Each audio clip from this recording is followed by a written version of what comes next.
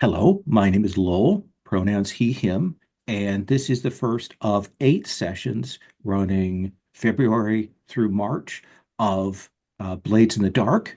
I say 8 sessions, even though there are 9 Sundays, because that first Sunday of March, Monster Hunter Wilds comes out, and so I will not be running any games during that initial weekend. So we skipped that one Sunday. This session is part of the Open Hearth Gaming Community. You can find out more about that at openhearthgaming.com, which has links to all of the stuff that we do, including our Patreon that supports our calendar app and everything. And we've got a new podcast that is sort of rebirth of an old podcast that is out there that people from the community come in and talk about things. So that's what we've got out there. So to start out today, I'm going to go through cats to set up my vision of what we're going to be doing, what the play is like, and get us on board and calibrated to safety. So this is Blades in the Dark, the classic. You're a group of characters on the margins, rogues, scoundrels, anti-heroes. You're joined together in a gang and you're trying to survive, carry out jobs, and expand. And this is as we're going to build it, a fantasy setting of various levels. We're going to decide how much or how little fantastical we are. The default from original Blades is very much a steampunk and ghost powered setting. And of course, Blades in the Dark works in a sort of cycle of downtime and missions and kind of rotating through those. We'll try to make sure that we have enough room to do some RP moments in between those things and work those into those sections. But while we are playing Blades in the Dark, we are not playing in Dustful. Instead, we will be building our own setting and then within that setting, particularly our own city, which means we're going to be deciding on our kind of location and geography, the threats to the city. We're going to be making decisions about what magic looks like, what facts are true about magic. We're deciding, what kind of tech there is. And there may be multiple choices within that, or it may go for a singular choice. It'll be up to everybody. And then everybody's going to build factions too. We're going to get those on the table. Everybody's going to build a couple of factions and we'll get those in play. Because some of those things will be changing what I want to say, the cosmology of the world, there may be abilities that are present on various playbooks that need to be reworded. They'll still have the same effect, but we'll figure out what the logic is behind them. For example, the playbook that works with ghosts, we'll substitute in whatever other magical thing affects that. We are playing, I should mention for everyone, we have the core playbooks from the base game. We have the Eruvian playbooks because I love them. They were written by Johnstone Metzger. They're from the Eruvia City thing that was in the special edition of Blades in the Dark. And then I've chosen out a few fan playbooks that caught my eye that I kind of like. You're welcome to stick with the core playbooks because they're very strong or look at some of the other ones. And again, we'll adjust those to fit with the world that we build. We are using a few elements from the recent deep cuts that came out from John Harper, particularly modifications to how harm is read, how load is handled, and how trauma is read that I think make things a little bit easier to play with. But we'll talk about that when we get into play. The system that we're going to be using for doing the building of this is basically a city builder toolkit and a faction builder toolkit. Um, Now, I'm going to plug my own stuff. You can find that on my itch.io page if you want to for just the actual text of that. And you can also get card decks of those off drive-through, because I like to double dip when I create stuff for games. So our approach, our aim, what we're going to be doing today, we're going to work through that setting in city. After we do that, we're going to talk just about what kind of crew we want, so we have a sense of that before we move to characters. Then we're going to build those characters. We're going to establish some connections between them, think about our goals, and we might look a little further at crew at that point. We'll see how long it takes us to get that. I don't think we're going to get to a play scene today, but we may get a chance to talk about like where our crew is at, what kind of clubhouse they have, that kind of thing. I am starting you at tier one rather than tier zero because tier zero is like you have one guy in your gang, which always seems a little thin to me. So we're going to be starting at tier one for our characters. So that's the approach. Let me talk tone. Uh, Blades can be dark. The original Blades in Dark like has cultists as a crew option that do sacrifices and stuff, and there's some other pretty dark takes on some of those crew playbooks and things. Um, my aim is not a villain game. We are playing characters who are rogues and anti-heroes and scoundrels. At the end of the day, uh, they're probably going to do what's right, but it may take them a while to get to there, and they may make a lot of bad choices along the way. That's just my what I want to run, what I want to play. Having run villain games in the past and hated them. Um, I want our characters to be sort of in that mode of things. It's more Three Musketeers than it is grimdark. They may have tragic backstories, there may be darkness, but at the end of the day, our characters are not awful. I think I want to say. So that's my lines on that, and I hope everyone is cool with that in terms of what we kind of want to imagine and play. Now, the next thing, the S here for me is sort of subject matter and safety. Subject matter, we are going to be doing criminals. They are going to be battling likely against authority figures. Uh, there may be, depending on how we define the world, there may be some issues about class differences and poverty and all those kinds of things. But we're going to establish some lines on what it is we're going to be dealing with. We have a layered set of safety tools that we are using. The Besides this cat's talk, the bottom line foundation of that is our lines and veils. These are on the safety and resources tab of our keeper. For me, hard lines are things that we're not even going to bring up. It's not even going to occur in the game. We're not even going to lean into that. Veils are things that if they were to occur, we're going to address them obliquely. We're going to reference them off screen, or we're going to fade to black when we have those elements in there. So there are things that you're okay with them being present, but we don't want to dwell on them there. So take some time as I'm talking to make sure you add what you want to these lines and veils. If there is something that is not listed there in that lines and veils list, please feel free to add that in and mark it as you would. This is a living list, which means that as we go along, if we need to add more to it, if we need to spot something that we should have had marked at the beginning, we can do that. We can build up on those things.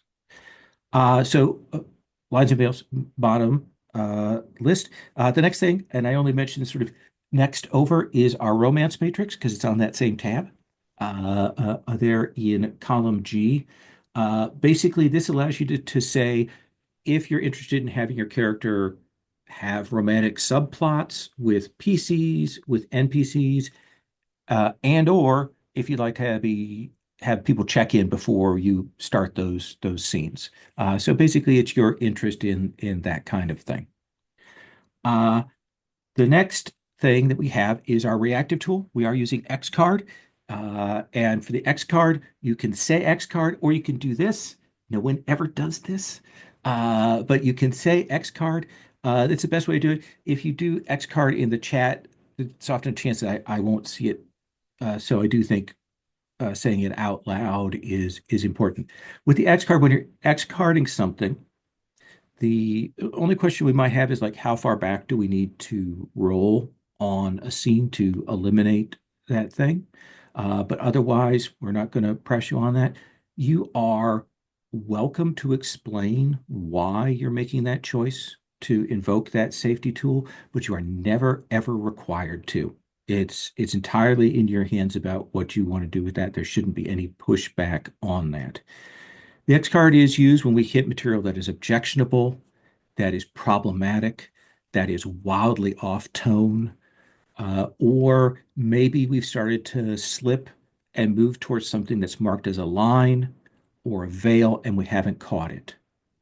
X card, I also think is an important tool, like if we need to stop and recalibrate, if we've maybe kind of gone off tangent, or maybe people are talking over one another, the play seems to be a little scattered, we can X card to recalibrate and get us all on the same page again and kind of reset that.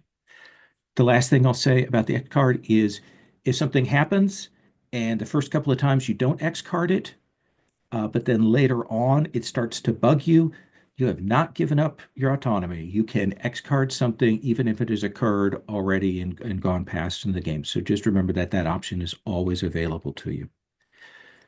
The last safety tool is open door, which means that if you need to step away for whatever reason, someone's at the door, something happens. Agatha heard the cats destroying things in the other room the other night, had to open door briefly to go and fix that. You're welcome to do that. It would be great if you could tell us, I think I'm going to be back in a moment, or I'm going to be back in that time.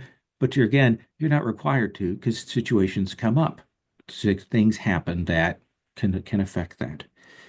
The other thing about open door is if we get done with this session, or in fact, any later session, and you realize that this is not the game for you, that this is not a game you want to be playing right now, it's not what you expected, or whatever, you should simply send me a note and say, I'm not going to be back. And I will never hold that against someone. Never, ever. If you make that choice to do that. I am old enough that I have played in too many campaigns that I got jammed up by the social contract to remain in long after I wanted to be at that table. So I never want anyone to feel obliged just to stay on. So remember that that is always out there as an option. Whew. So that's our safety tool talk, which I have managed to get into a sweet 15 minutes, having done this as many times as I have. I won't go over safety each session, but I will kind of try to keep an eye on lines and veils and see if we've added anything in as we have gone along. Uh, on that resources tab, I have a link to a roller where I've got the roll dice with friends, which is the most bare bones basic roller. You're welcome to use that. You are also welcome to use your physical dice at home. If you have some sweet dice you like, I've got these root dice that I never get to roll because we're never playing root because Sherry doesn't want to. But that is there available to you. I've also got a link to a PDF of just the harm, trauma, and load rules from Deep Cuts there. There's some Pinterest tables and all of that kind of stuff also on the resources table. So, with that in mind, I'm going to draw us over to the city building tab.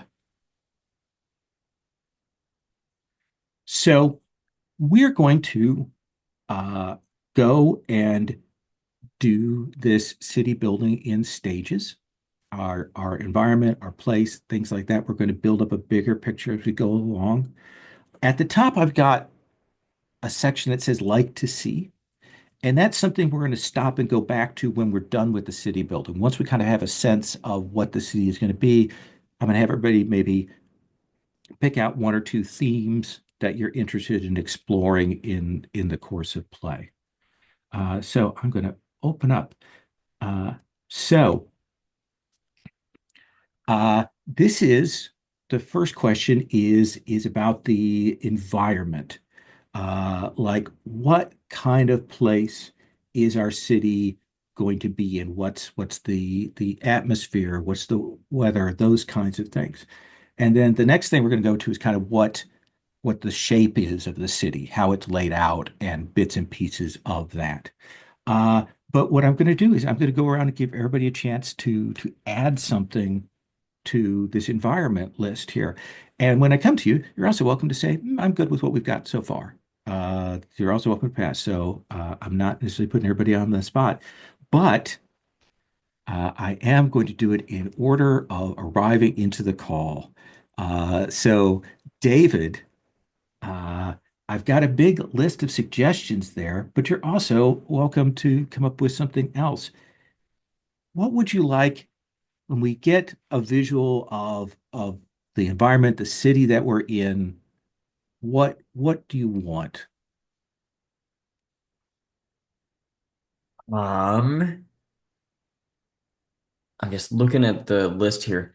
I need to look at the definition of isthmus just real quick. That is a okay, so it's like a narrow strip of land with sea on either side. Okay. I don't know why, but Bayou is calling to me. Ooh, bayou, little swampy kind of area there. I like that. Put that in there. Gwen, what else can we add here as an element from this environment to layer on or contradict? What do you think?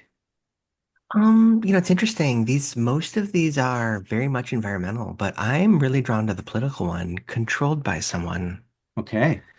So in this one, do you think that controlled by someone is sort of the environment, the weather is controlled by them, or do you think it is more of a Oh, yeah, political thing? well, I was thinking political, but now that you've mentioned it, no, I wouldn't say the environment, the weather is. So I'll go with mist and fog instead, Okay. because I can't imagine playing Blades in the Dark without, I don't know, Oh yeah. fog to Dark hide in. shadows. Yeah, Love it. Ian, This is a strong flavor, so I want to make it clear that this is a sure. um, but I think it would be really interesting. Maybe this is starting to get into geography and form a little bit. I think it would be interesting. There's a one here that says Sky Realm, and I'm kind of interested in the idea of like part of the setting being many small, very small planets or moons, like you might see in a movie like Treasure Planet or a video game like Outer Wilds. Um, So you know, we're kind of in do you think it's a moon or a section of land that is this bayou? yeah, I mean, I think that it's there's no reason why it can't be compatible with the things that came before. Okay. It could be a Bayou Moon, Bayou Planet. Okay. Are folks good with that?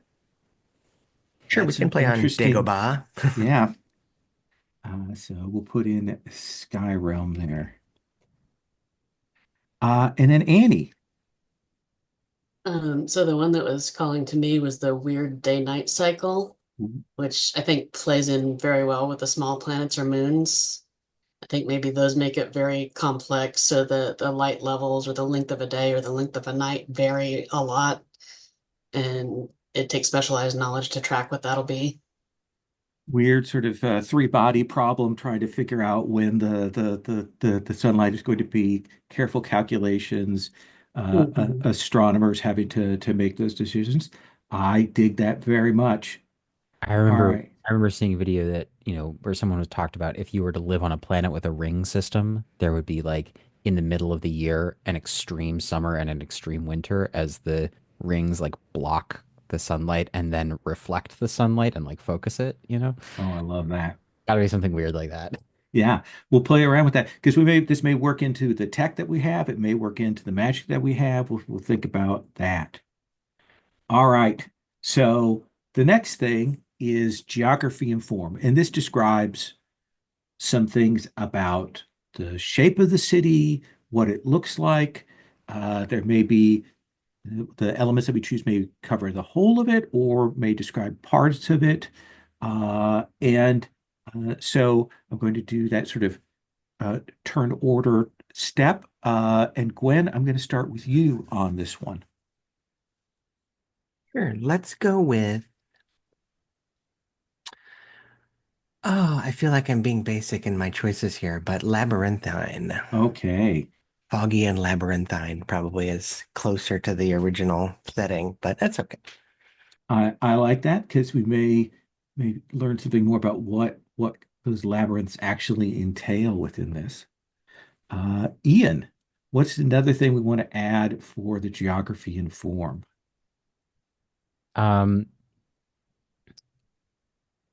I kind of want to go with within a fallen place. Mhm. Like perhaps this was like it was something else before it was the city of our setting. Yeah. Uh, whether Uh, that uh, whether that's uh, just another city or whatever. so something has collapsed. This city has been built on the ruins of an older city. There's still evidence of that older civilization, maybe at the outskirts, maybe underneath that we see here. I dig that. Dig May I that a make a lot. proposal for that one? Or Sure. maybe it's not an older city, it's an older planet that was shattered into pieces. Ooh, good with that. Older, shattered. So there's pieces of the, old civilization, but it was destroyed. And this is many, many, I don't know, millennia later, and this is where we live on this I fragment. dig it. I'm going to put that in. Possibly the many moons are also part of that, and they'll some of them will also have ruins. And if we get a ring or things in orbit that are debris from that bit of fallen world, okay. Annie, let's have you pick another one for our geography and form. I like several of these, so I'm going to go with my first thought, which is bridges. Okay.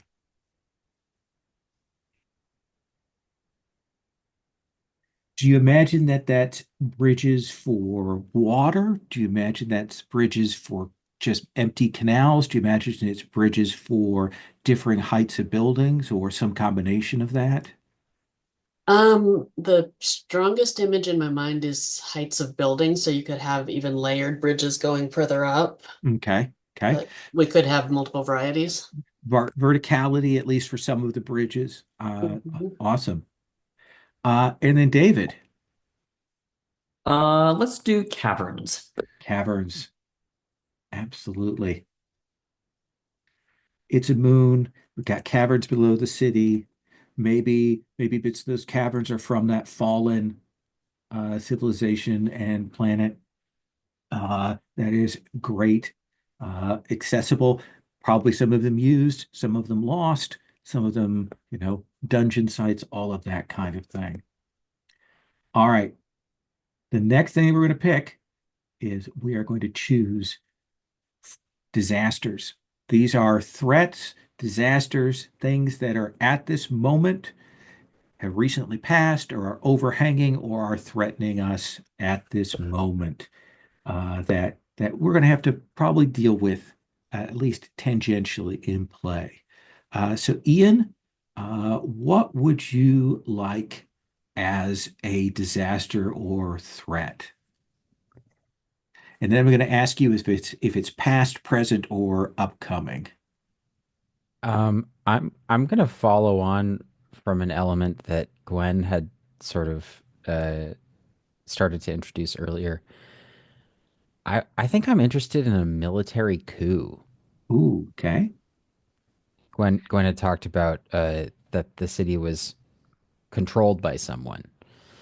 I don't necessarily know that this is the, you know, domestic military. Like this could also be but yeah, there's another one here that says occupation. Yeah.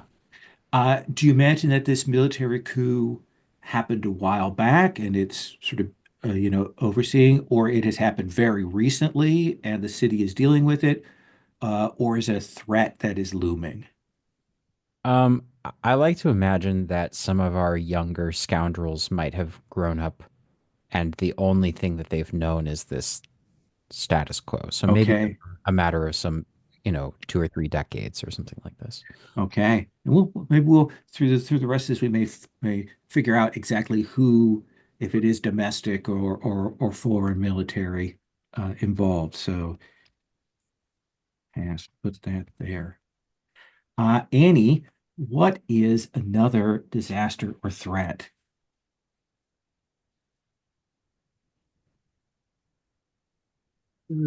Again, I had several that I liked. Um, what's my list here? Um, I'm gonna go with gas and toxins. Okay. That is maybe has been appearing in the mists and fogs sometimes. Yeah, tied into that there's some miasma, there's some gas and toxins. Do you think that's something that has had been a long ongoing thing?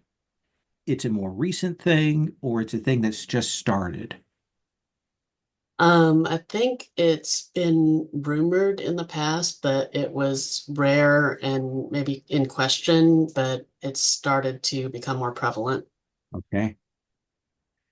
I like it because then we can have, of course, the weird fantasy gas masks and things like that and respirators. Yep. I like that aesthetic. Uh, David, what is another disaster threat facing our city? Is factional strife okay? I mean, that's kind of baked into the game a little bit anyway, I think. But what do you think about doing that one as a formal thing that we put in? Like several of the bigger factions, we kind of start with them at war, maybe. Yeah, yeah, that's kind of what I was thinking. Okay. Usually in Blades, there's a real détente going on, but right now, do you think that's something that is like happening right now in the present, or is simmering for what's going to happen in the future? What's more interesting to play in? I'm thinking if this sounds okay to you, powder keg about to go off, but Hey, no like open warfare in the streets yet. hey. So we'll make sure that well, after we've built some of the factions, we'll make sure that we get little uh, uh, li lines of what is going on, who is at each other's throats, so that potentially your gang can take advantage of those infightings and schisms, or get caught in the middle of them. We'll see.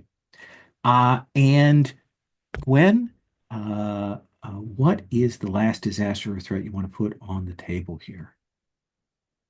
So I, oh, so my initial reaction is occupation. I mean, Ian was touching on that before, and I'm getting the vibe that so the idea that came to mind was the society had once been multicultural, people from other fragments, you know, Hmm. but then one of them seized control and now Okay. rule this. And the idea I had was they're they call themselves drylanders, and we're the damp or whatever, because this is bayou swampy area. They come from like a desert fragment, and they're here, and it's a military occupation. But it doesn't.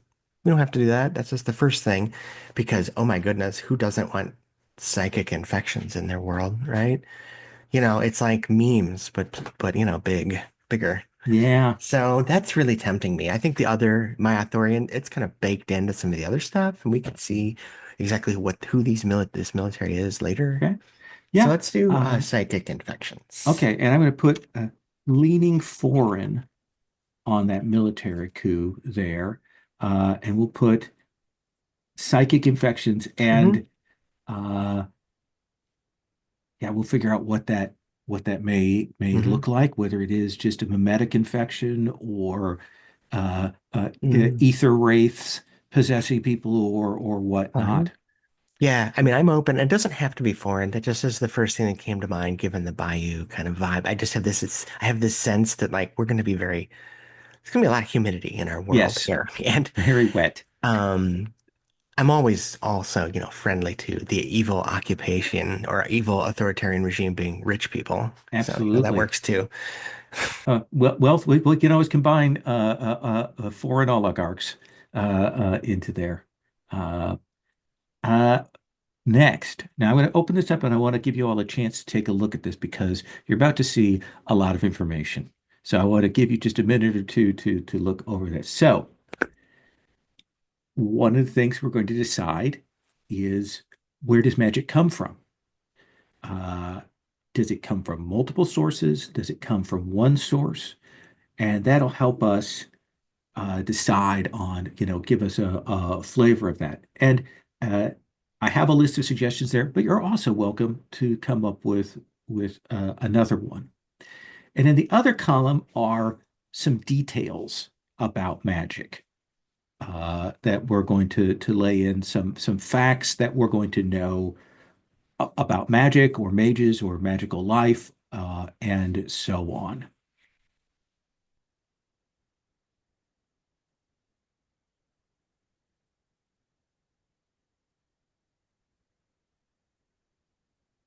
Let me hold the table on this. A singular form of magic, several competing forms of magic, two battling forms of magic. Thoughts on that? Any of any of those appeal more than others? If uh yeah, I have an idea. Okay. I like the idea that there is a kind of officially recognized or like sanctioned form and a form that is maybe riskier, maybe more chaotic, uh and not in like a, you know, like a like a cool punk way, but like an unpredictable way. Okay.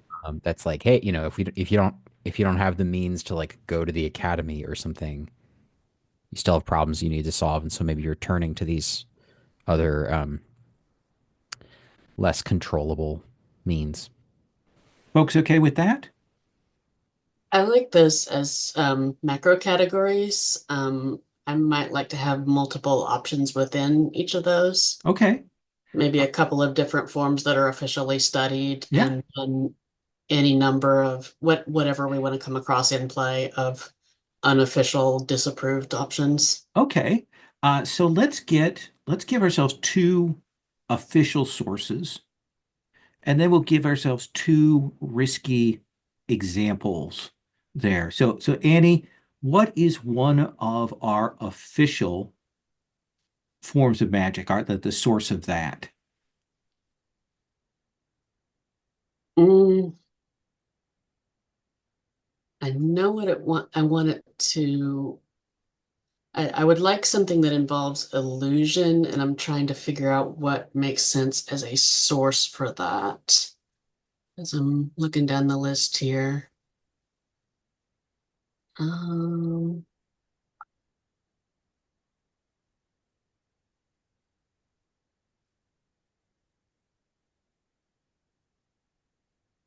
Let me say self-cultivation. If Okay. we're talking official, disciplined, taught. This is one of those where you have Absolutely. to have the right mindset, the right discipline to be able to practice it. Taught and practiced and uh, uh, long years of study to get that right and techniques and so on. I Mhm. dig that. Uh, David, do you want to give us the other official source of magic or one of the risky forms of magic? Well, I was thinking risky. Okay. If it's risky, I was thinking fears, just because that sort of inherently involves threat. Okay. So one of the risky forms is a fear-based magic. Do you think that's people coming to terms with their own fears, or do you think it's using other people's fears as energy Um, or something else? What I'm do liking the idea that it involves confronting one's own fears, but that doesn't necessarily mean that you overcome them. It might be a risky form because it completely runs the risk of making things worse. Ooh, interesting. Okay, I dig that. We'll see more what that might look like in play. Gwen, official or risky? I think I really like official being mathematical proofs. Okay. I just because that seems, I like because I too had the notion that okay, if we're gonna have two different kinds of magic, we have the high magic, the academy magic, and then the low magic, the dirty, down and dirty. And what's the kind of magic that would require years of study? Absolutely. By making it a magic that requires intensive work and labor and structure and authority, we make that an official one that can be controlled. Gate Uh, kept. yes. Ian, what is another example risky form of magic that we're going to have on the table at the start? Blood. Blood, classic. Blood is a source of magic. And I don't think it's necessarily blood specifically. It could be bones too, I guess. Vitae material. Do you think is that the user using their own materials, using other substances, or a combination of those things? I like the idea that the best results are going to be gotten if you use your own stuff Okay. All because right. um there's just like there's a shorter like ontological bridge there. Absolutely. But if you compensate, not to get too far into the gory details here, but if you compensate for that discrepancy with volume, you might be able to pull off some of the same stunts. Absolutely, because that gives us some horror show mages later on. And Uh, does it have to be physical stuff or can it be like vitality? Like somebody withers away when they cast, or does it have to be like sucking blood out or spilling blood? What do you think? I'm so glad that you asked, Gwen, because I think there's a case to be made that I don't know, like this is a bridge we can't go down too far, but uh the idea that like some of this vitae, as Lowell says, is like sense of self, memory, other different kinds of like more abstract ideas that are nonetheless like locked into the physical body. Um, Like that, yeah. Pieces of I wonder yourself. if that might lean more into some of the drawing on original blades a little bit. There might be a branch of that where you end up with something like a hollow where you have the body with no spirit left. I like it. Or there might be another branch where you end up with a ghost where you've used up all the body and the spirit is all that's left. Absolutely. Oh, that's nice. Uh, so uh, the next thing we're going to do is uh, we'll establish a few more facts about magic. We've already established some, these two contradictory things, an official, an unofficial. Um, I'm going to start again with you, David. Any of those magic facts appeal to you?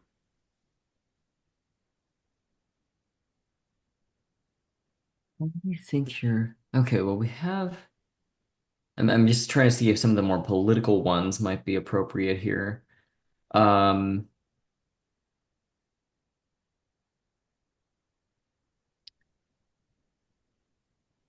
if we have sort of orthodox sources of magic that are officially sanctioned, Mhm. self-cultivation and mathematical proof and so forth, um, then I would think that there's probably some kind of like sanctions, like department or governmental body that has magicians in it.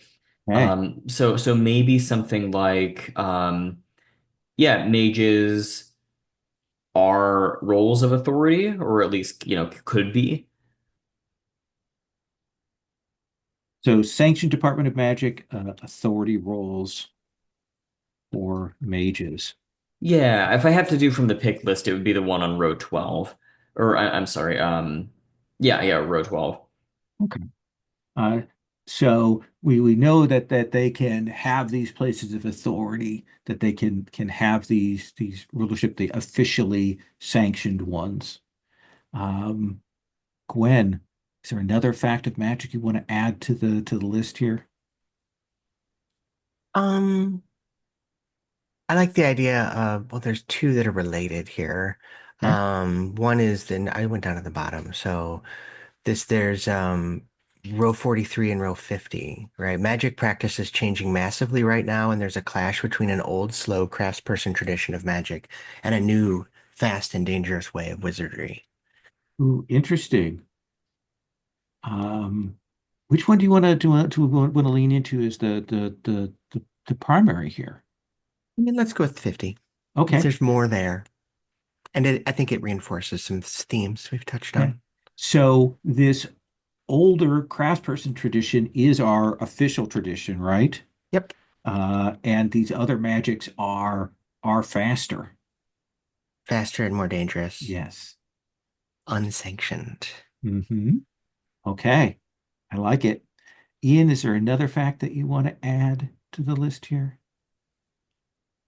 Uh, the viewer of this video at home can't have a way to know how many good options there are. Right? I know. Um, I think I want to I want to pull on something that we had established before, the idea of uh, psychic infection. Um, and I also like something that I had wanted to establish that now I have a backdoor way of doing this Okay. about the sanctioned magic is that it should be a kind of a limited resource that can be monopolized. Um, I think that there are a set number of mages. Each one must train an apprentice or have their magic vanish or go wild when they pass, because part of the mathematical proofs and the self cultivation is a sort of a spirit that like at least partially possesses the mage. Okay. And do you think that that applies to both the old and the new, I or think just the old? part of what makes the sanctioned magic so is that like as these traditions have been passed on, they have kind of accumulated, they've gained interest over time. Hmm. And part of the reason why people need to turn to these risky forms because you are you're the master is bequeathing part of their magic or their spirit or their logic to the student. And that's part of why people need to turn to such risky means, because you've got to jumpstart. Oh, you got to like, you know, raise a bunch of capital really quickly, so to speak. I like it. That is awesome. I think that Can gives I us, do a yeah, tie-in real yeah, quick? please. Maybe one of the reasons we're in the situation we are in is because the military coup in the past ended up killing a bunch of sanctioned mages. And so their spirits were like released and found new homes among just random people on the street. And so that's where this new magic is coming from. Suddenly, people suddenly had access to it with no training or guidance. And, it was used and misused. Maybe, I mean, that could explain quite a bit. Okay. Old. Oh, I hate typing. Magic. Okay. And we're gonna wrap on that. And anything else? Would you like to pick another Um, fact? yeah, there's two similar ones that maybe we can blend. I'm looking at either magic can be imbued into objects or magic can be imbued into signs and markings. So I think the dominant one there is the signs and markings, but then a marked object can also then contain the magic. Okay. And I think that might lean more towards the new kind of magic. These are workarounds that people are discovering as they're trying to find ways to use this. New magic can be turned into signs and symbols. Can I ask a clarifying question? Mhm. Do you suppose, Annie, that the part of what makes this work is that the signs or the designs or the geometry or whatever has a power of its own? Or is it in the recognition of those symbols that Um, like is it based on meaning, or is it based on like a kind of mathematical, like we said before, mathematical proof? right.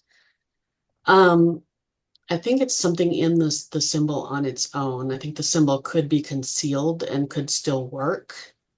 And those kinds of options are things that people will weaponize to set up, magical traps or whatever. Very Okay. cool. All right. That gives a lot to work with on Magic. So the next thing we're going to talk about is technology. Uh, like the standard for blades is a kind of a flintlock steampunk kind of hybrid here. So now we're going to decide, what is the technology that we're going to see in the background. And so here's another big list. I again apologizing for the wall of text there. Um, and certainly it could be that there are, you know, again, like magic, maybe there are two traditions or there's a dominant tradition. This kind of says something about the aesthetics, the visuals that we're going to be seeing here. We've got the moon, we've got debris in the sky, we've got our bayou, the labyrinthine city. Um, so, Gwen, we'll kind of start with you, and maybe we want to poll the table as well if there are maybe one or a couple of these that are appealing to you. Oh boy.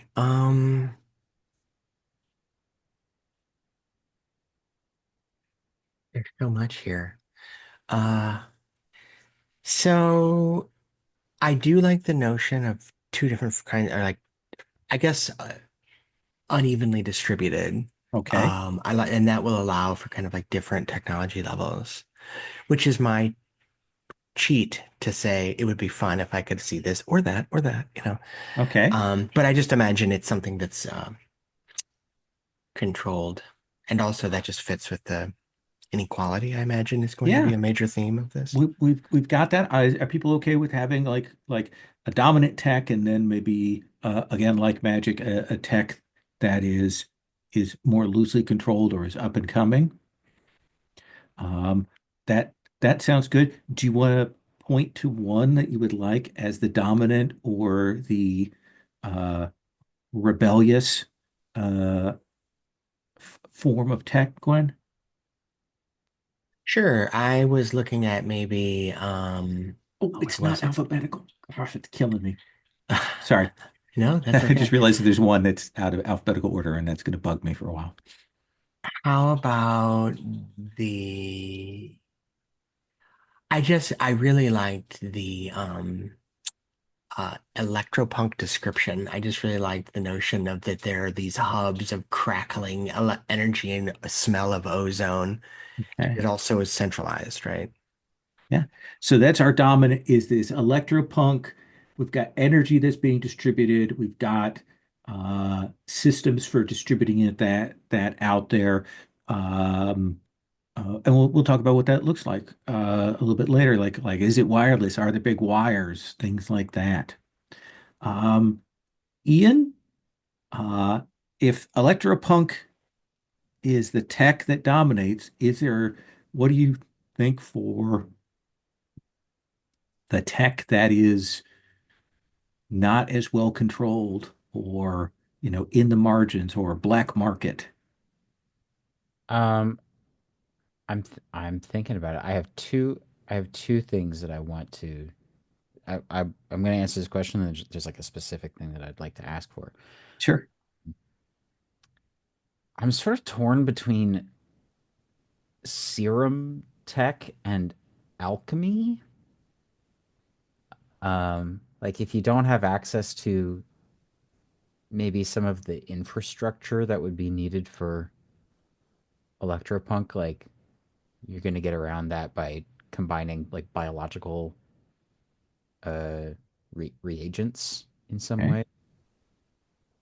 I like the idea of a kind of bayou cavern complex with like hanging clusters of um like chemical lanterns or other, you've bred some like bioluminescent creature that is like, you know, plankton or something that's like in these vats. Are you saying Bayou Biotech? That I guess that's what I'm saying. Yeah. All right, Bayou Tech. Yeah. Uh, the other thing that I'd like to ask for specifically is, I had mentioned earlier that it would be cool to have the aspect of a kind of like spacefaring nautical aspect here. I don't necessarily want for us to go on, um, a great voyage anywhere. We should still be centered on our city or whatever it is that we set as our place. Um, I do think that I'd like to say that people can breathe in space. Okay. They might still be subject to like radiation or heat and cold or miasma or things out there, but either that or there should be some like much more low tech version of being able to get around in space. Um, like in the I had mentioned before, the video game Outer Wilds has a very kind of like, they put together the spaceship with like a carpenter, a single carpenter can put together Hmm. a spaceship, and like either people should be able to breathe in space, or you should be able to DIY a spacesuit at home. So do you think that is it the physics of the universe that you can breathe in space, or is it that there's an atmosphere between these moons? uh, I'll take a big swing and say it's the physics of the universe. Okay.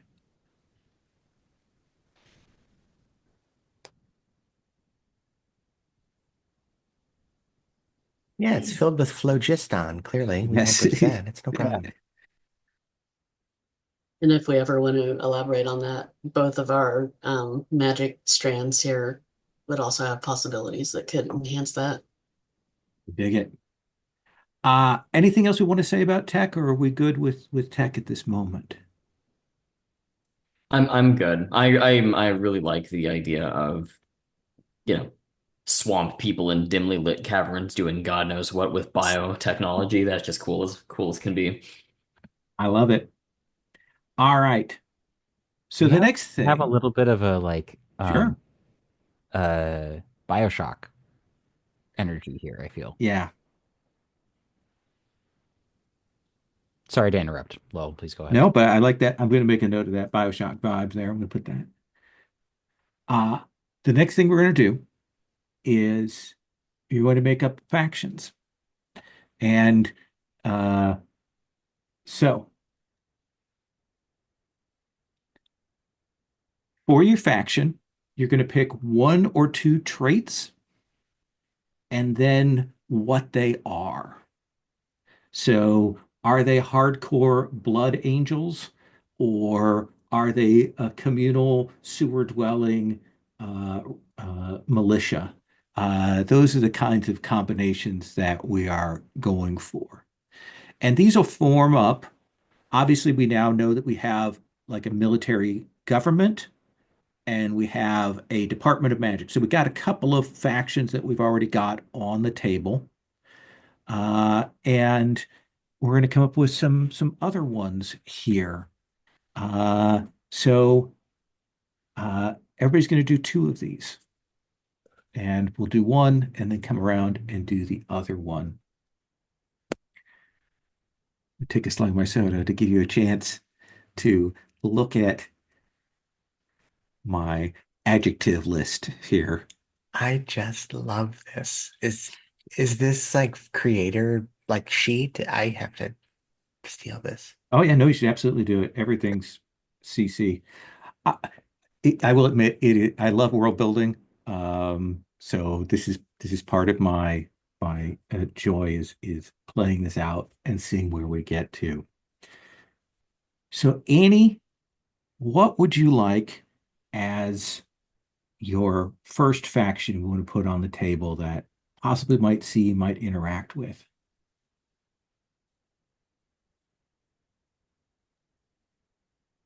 I'm just still scrolling through the list here, but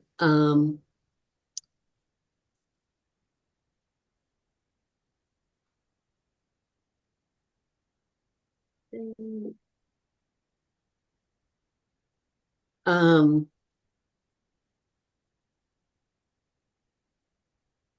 I like either cursed or spirit animate objects. And let's see if people lean one way or the other.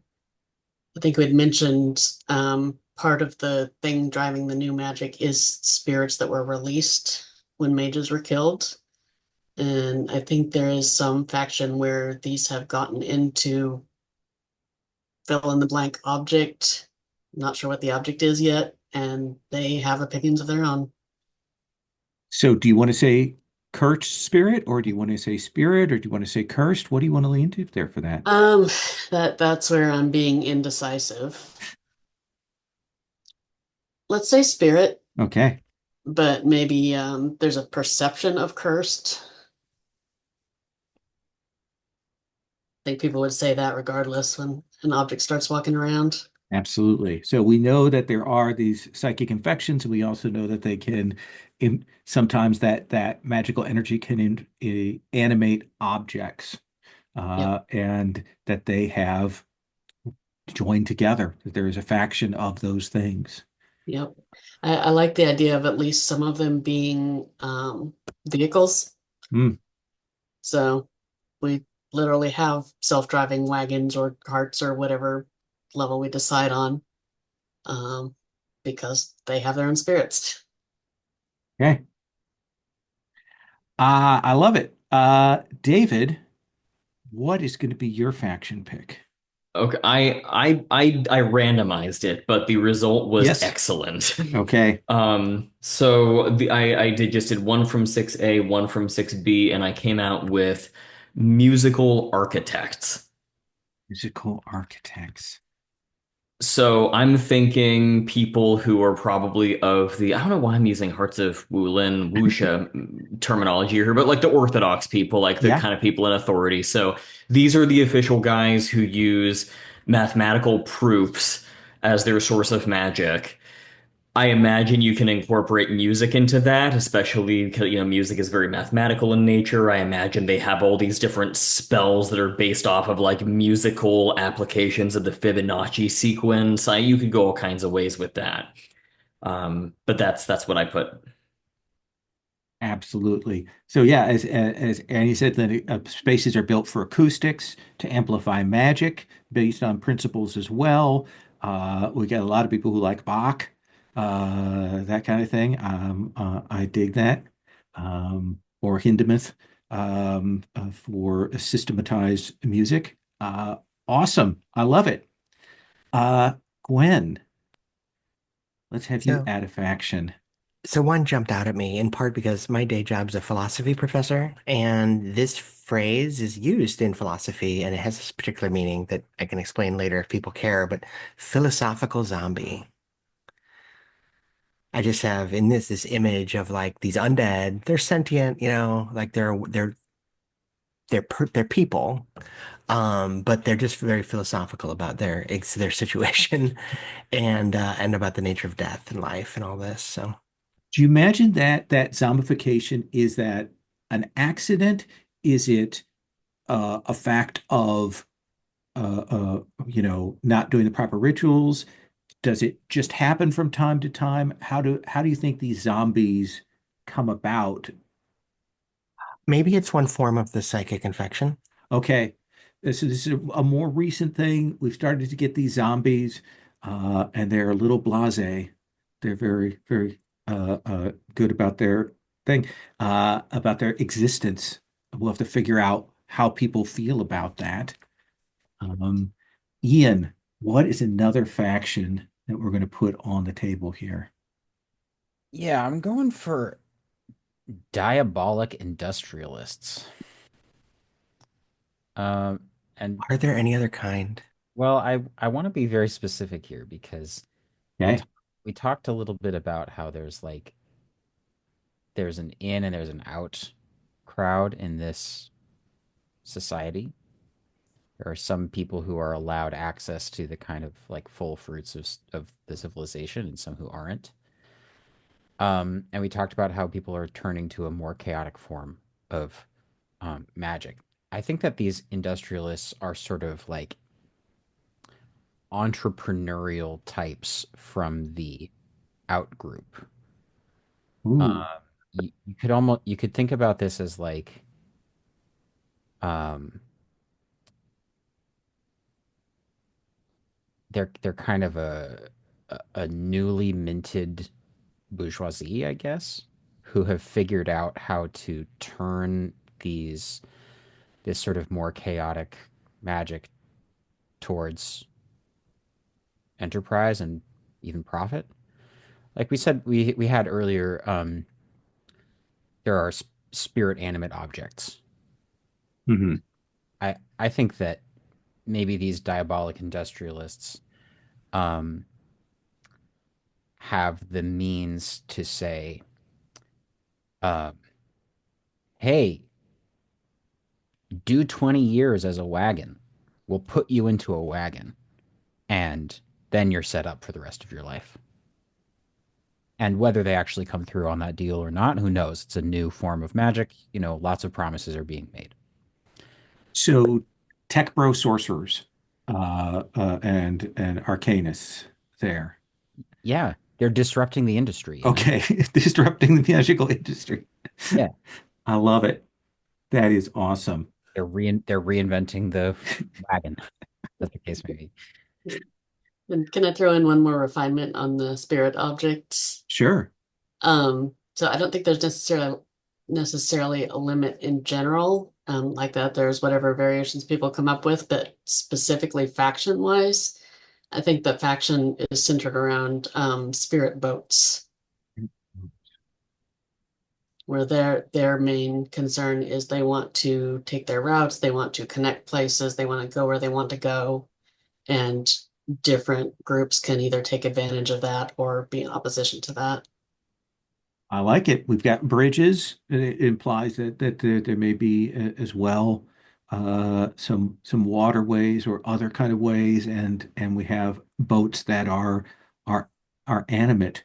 Um, so not a gondolier's guild, but a gondola's guild, effectively. Excellent.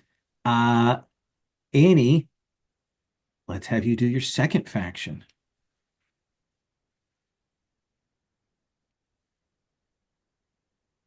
You are muted. Yep. We said two, and I totally forgot that there was a second one in there. So let me go back to what I said before.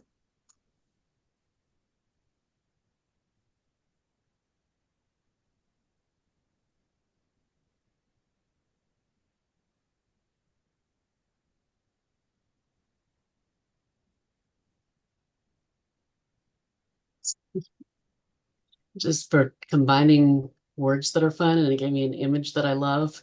Okay. Um, Ostentatious doppelgangers.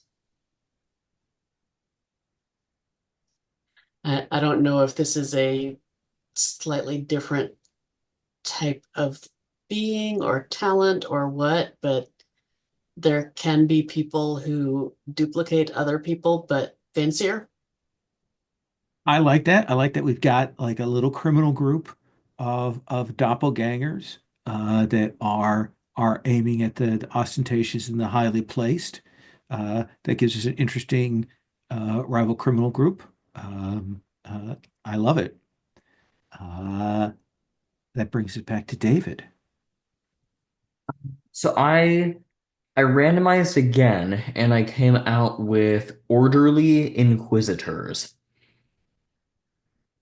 So I'm trying to think of what there could possibly be kind of an inquisition about, or maybe this is just like another government group. Um, Are they the ones hunting the risky magicians and such? well that makes sense. Yeah. No, it could be people who yeah, if you think of the architects, it's more of like an administrative faction. The inquisitors might be more of a law enforcement faction. And that doesn't necessarily mean that they're on the same side. They just do different things. We're seeing maybe the official control of magic, keeping those Uh, things. yeah, I like that. I mean, to make an analogy for fantasy, role playing, they're kind of the like authoritarian sect of paladins who go around, uh, exterminating all the, so-called bad guys, even if they're really not that bad, like that Okay. kind of thing. Oh, Jedi. Right, yeah, there we go. Paladins of Magic Yeah. Control. Okay. Uh, Gwen. Oh, please let me know if people think this is just a little too ridiculous. But I, wa- I don't know why, but the notion of corporate luchador made me laugh out loud, right? Just the idea that, or I mean, that they will, I don't know, that they combine bureaucracy, like, like their TPS form is like involves giving a suplex or something, I don't know. This might be maybe that might be too much even for Okay. me. Let's do corporate shaman instead. I just like Okay. the contrast of taking their corporate bureaucratic approaches very seriously, but it's in reality they are, like invoking the TPS totem, for example, instead of or rolling the whatever CEO's bones, in other words, to draw this out. So do you think that sort of totemic animist magic is tied to the self-cultivation then? Because we've already got the Yeah, architects to the proofs. Maybe that kind of represents what the cultivators look like. I think I like that. Yeah. Okay. That almost feels like that was somebody's idea of, no, we're going to be inclusive. We're going to bring everybody in. Here's this other, chaotic type of magic that's, close to nature and close to the people, only they made it totally corporate and by the numbers anyway. I Yeah, and like it. perhaps the corporate shamans are kind of like an economic power in the Um, city.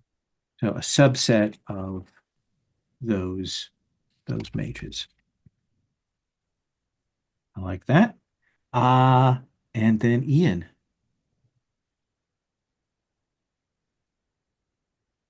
I I I think I think when there are this many coincidences, it means we're on the same page. Okay. Uh, it doesn't take away from the fact that you guys took a lot of my good ideas. So, I'm gonna go with sensual dealers here.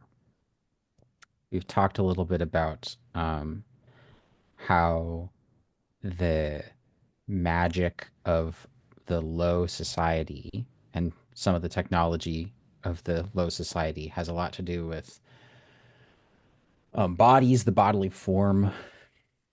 Um, and I think that there is um, either an establishment or a kind of cottage industry of um, basically like flesh sculptors, Ooh, people who can like heal but also augment in different ways. yeah, I like it. It gives us potentially an interesting rival hawker group that that kind of crew at that kind of ground level. I think that makes sense. Um, you know, a black market probably have at least some connection with those doppelgangers there. Maybe some of the same tech being used across that. I dig it.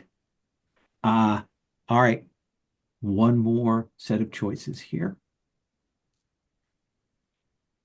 Everybody's going to pick two, and this is one of those, these are just examples. If you have an idea for a place that we want to have on the map, these are weird places, locations, things that will have their pins that we can put in, places that we can set scenes at, all of that kind of thing.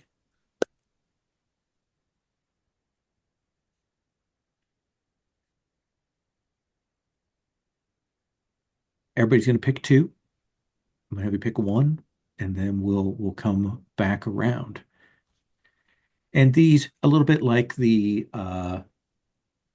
factions that we've got. We may come up later with some rumors, maybe flesh them out a little bit more, things like that. And also regarding the factions, I will put those factions in our faction grid as you do for Blades in the Dark. I'll add in some other criminal factions and the get all those things in there in between sessions. Uh, so David, a weird or unusual location you would like to have on the scene. Um, just doing a quick kind of scan of it. I, off the top of my head, really like ancient waterworks, but I'm just gonna double check, make sure there's nothing else here. Yeah, let's go with that. Well, we certainly got. Do you think that dates back? Is that something that came with the crash? Do you think it was what the city was built on? Um, it, came with the crash, I think. Okay, so crashed city, and so one of the big evidences of the previous society are these waterworks that are here. Uh, Now we know where the boats go. Our gondolas. We know that we've got on the ground level. Um, you know, fresh flowing water, maybe some aqueducts, but also canals, bridges that go across them, boats to get from place to place. Um, yeah, ancient pipes. Nobody knows exactly where the water comes from, but it flows. There are probably waterfalls of great cavernous ancient pipes in certain areas that have been built around. I love it. Gwen. We've got a couple here that we've kind of already established, like elevated walking bridges and airship ports. But I don't think airship ports is really. I know, Ian, you talked about wanting travel from, floating island or whatever to floating island. But let's go ahead and put a port in, make Okay. it official with all of the dock crime and drama you might expect. Absolutely. And probably up at the tops of buildings, sort of dirigible on the Sears, the New York buildings, that kind of thing. We've got those that travel through. Of course, they can be, a open window because you can breathe out in space. So in between, I like it. Ian. Yeah, okay, so stay with me here. Okay. I really, the thing that jumped out at me right away is the flower-filled Alcazar, a kind of a palace or a temple or some other different kind of like um cloistered exclusive ceremonial space. Um, like I don't know that this belongs to a particular family or office or anything like that, but it's like, only a certain echelon of society is getting into this. And Do you here, think? Oh, if it's go on, okay, please. I want to sort of voice some of my my inspiration behind this Sure. is the design of the like Persian Islamic paradise garden. Hmm. I'm gonna read here from the not very much, but from the Wikipedia entry. An interpretation of the design, the Paradise Garden design, is conveyed as a metaphor for a whirling wheel of time that challenges time and change. This idea of cyclical time places man at the center of this wheel or space and reinforces perpetual renewal and the idea that the garden represents the antithesis of deterioration. The enclosed garden forms a space that is permanent, a place where time does not decay the elements within the walls, representing an unworldly domain. At the center of the cycle of time is the human being who, after being released, eventually reaches eternity. I find this to be a hugely affecting idea that Hmm. also could be taken in extremely bad faith by our um, mathematically, you know, uh, uh, our mages who are obsessed with self cultivation. Do you think that this Alcazar is something that architects built? Is it something that some other group built, or is this another remnant of the previous, like, crash civilization? I think this must be a remnant in some way that has been at least partially restored and also has been hugely influential to the musical architects. Okay, yeah, I like it. Gives us, If you're all right with that, David. Totally. oh man, I'm typing things so badly. Ignore the spelling errors on all of that. Uh, that brings us to Annie. Yeah, I like the Conjuration Theater a lot. My feeling is that officially this is the, wide open bohemian come in and do whatever wild thing you want. Unofficially, it still leans pretty official. Okay, the state sanctioned improv center for presentations. Okay, Exactly. I love it. Uh, David, your second pick. Um, let's go with I don't know why I'm going with so much water stuff, but I like Aqua Farm. Okay.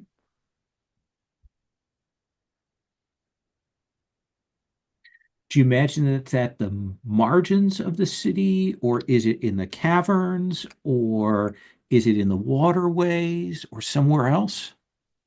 Um, I'm thinking kind of like subterranean, Okay. kind of like built into the water table essentially. Hmm. And so it is going to be used, primarily for agricultural production of, I'm thinking like, um, plants, but also maybe like crustaceans, mollusks, algae, like other kinds of things that are technically edible, but maybe unconventionally, and it would be sort of a little bit dystopian if that was what everyone was eating, kind of a Okay. thing. Absolutely. I like it especially because it's better than the horrible everybody eats eels from Duskfall, which is probably the the detail from the Blaze in the Dark thing that makes me shiver more than anything else. Uh, Gwen. What, you don't like unagi? All right. I will suggest Pamphleteers Guild. Ooh, I think that's interesting and gives us lots of, whatever fun things. Something can be reported, it can be misreported. do you think they use paper? Do they use electronic displays? What is the pamphleteers thing? Let's see. I don't know. It's a good question. Let me see. Okay. Um,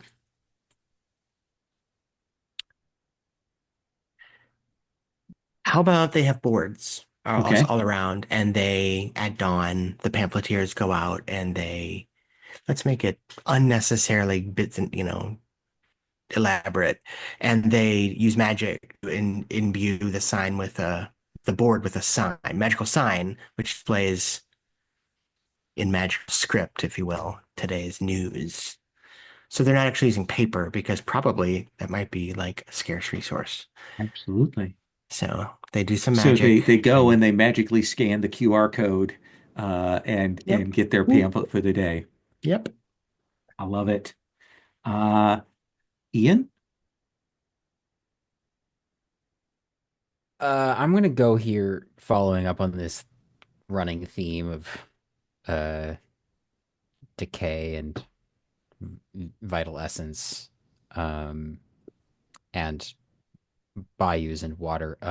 The petrified body of a fallen great beast. Uh, Okay. I'm using the word alligator here, although I don't think that this is like strictly just a big alligator. It's like, something more like primeval than that. Um, and I think that this is so big that there could be an entire like neighborhood or something that has like sprung up in its rib cage or something like that. Perhaps it is mined for marrow of some kind. I love it. Very much love that. I love giant beasts in things. So, Well, uh, you had mentioned Monster Hunter before, and oh yeah, there's a whole thing in Monster Hunter world that's just like there's like a whole region that's just like, okay, yeah, a bunch of bones and decay going on here. yeah. Stupid attacking crickets that'll knock you over. But anyway, I'm not salty about those things. Annie, what do you want for your second thing? I like the invisible lighthouse, and maybe we can flavor that as it's invisible from the city or from the ground.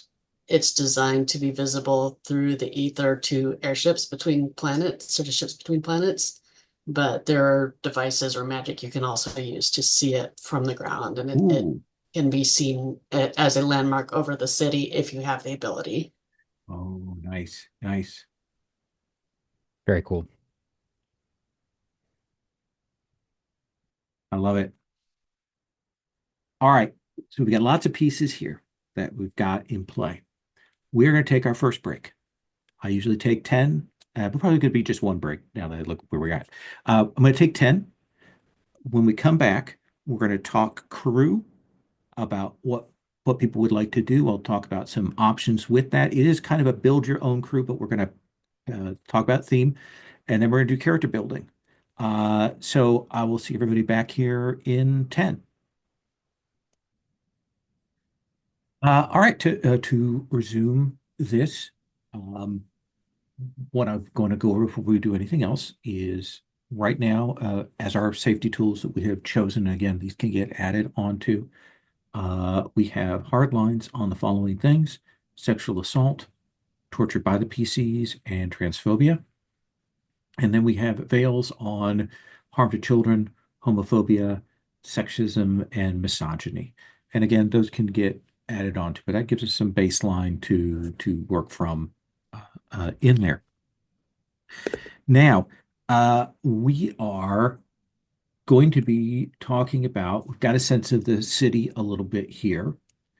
Um, and we're going to talk about what folks are interested in crew wise.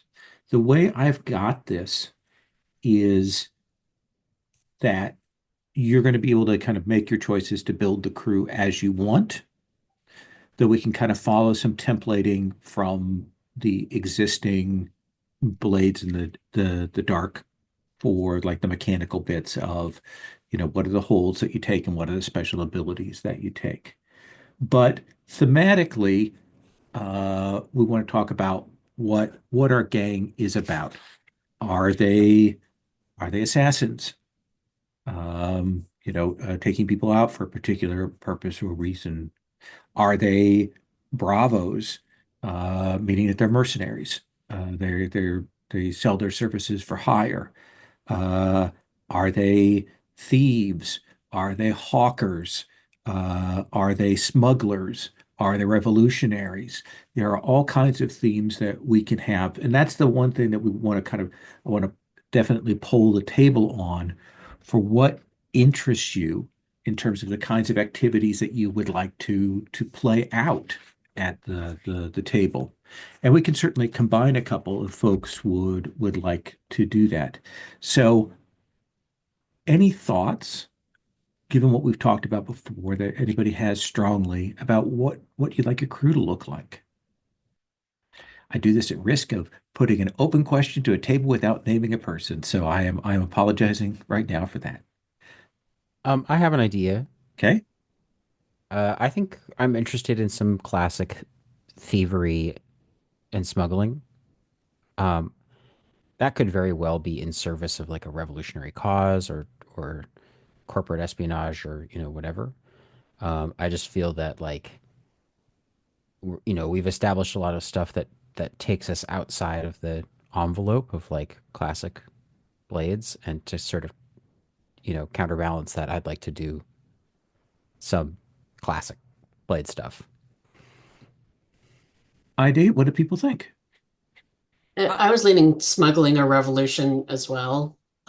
Something with a subversive element to it. Yeah, same. I like the idea of being thieves or smugglers, and then yes, either intentionally or inadvertently winding up as revolutionaries. Okay. And certainly we can do that through reputation, setting those things, and figuring out where our layers are. But that's a piece now that we have in the back of our minds here. I'm going to set the mechanics of that crew thing aside for a moment, because at that point, we're going to talk characters, and we're going to talk what folks are interested in playing playbook wise for your characters here. Um, and we've got playbooks, as I mentioned, in the core for Aruvia and then for fan created. And the characters tab has the columns for player one, player two, player three. Uh, when you choose your playbook, you can just copy those columns and drop them right onto that sheet there, and it'll have everything that you need.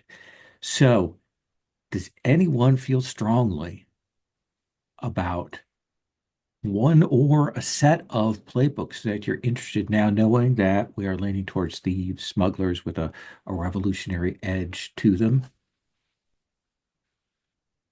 I actually do feel strongly, which surprised me. Okay. At first, reading through the Arabian playbooks, I really liked the Mirage, and then I got to the fan created playbooks, and the Coiner is a lot of the same things, but I like the flavor of that one even better. Okay. So I really like the Coiner, unless somebody else is also interested in that. That looks great. And uh, got some ghost trick abilities and things like that. Yeah, I think that's super.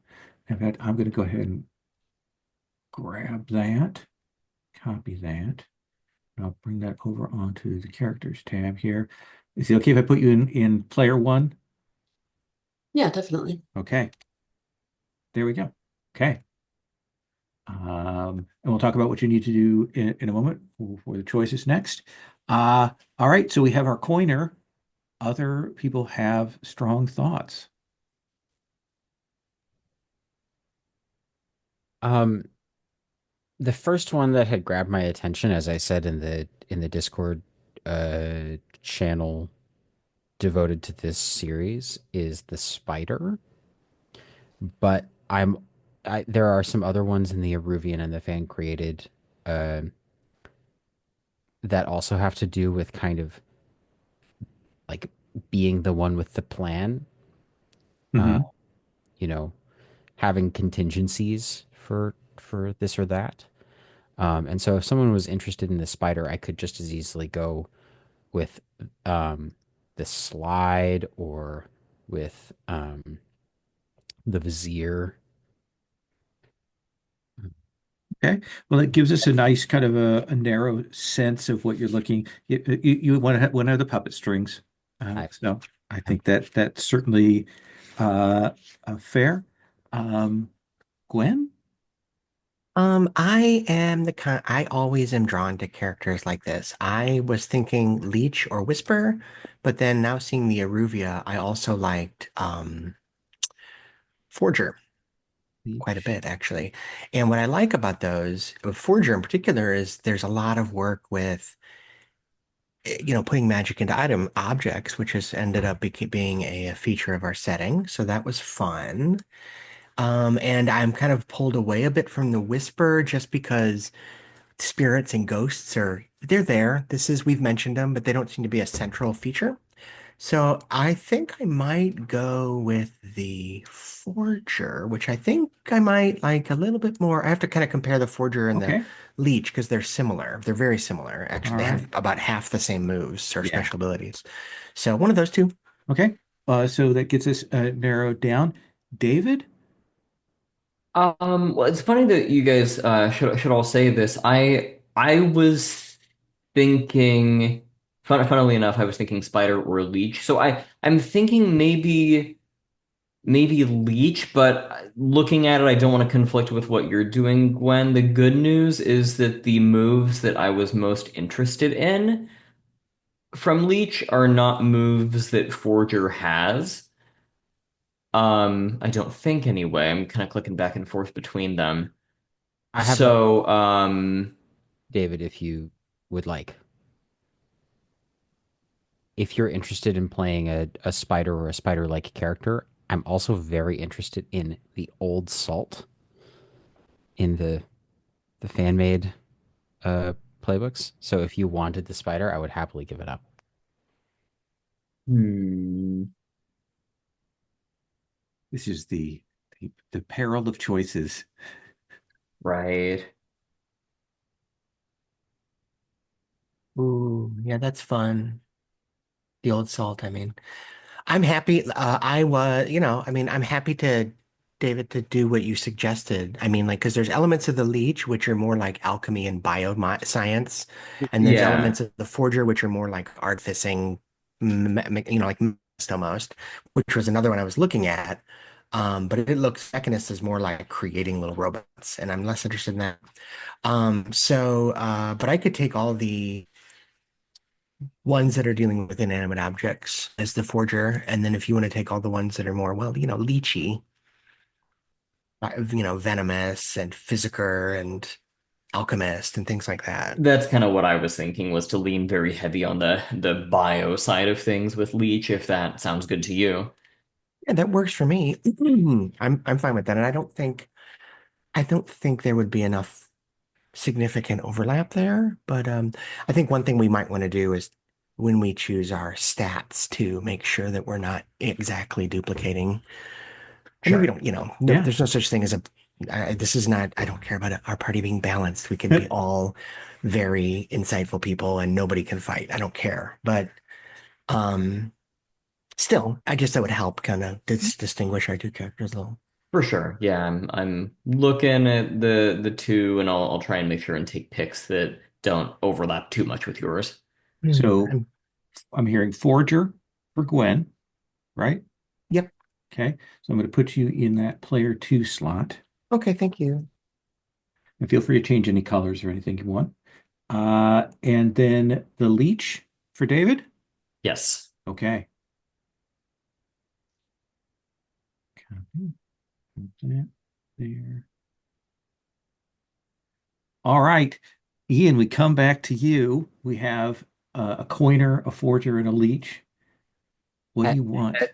Heads it's spiders, tails it's old salts. Okay. Heads, Okay. spider. Spiders. Okay. Let me grab that spider.